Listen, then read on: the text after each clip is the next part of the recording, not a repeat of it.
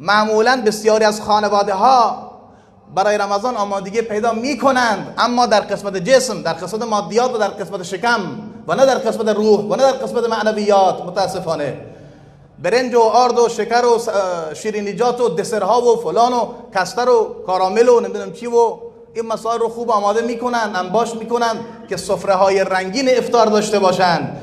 اما آیا برای سفره معنویات خودمون، سفره طاعات و عباداتمون هم چاره ای اندیشیدی؟ تدارک دیدی؟ اون که خیلی مهمتر هست، سفره معنویات، سفره طاعات و عبادات من رنگین باشد. کار مؤمن این هست. و الا که رمضان ماه شکم و ماه خوردن نیست، بلکه بالعکس.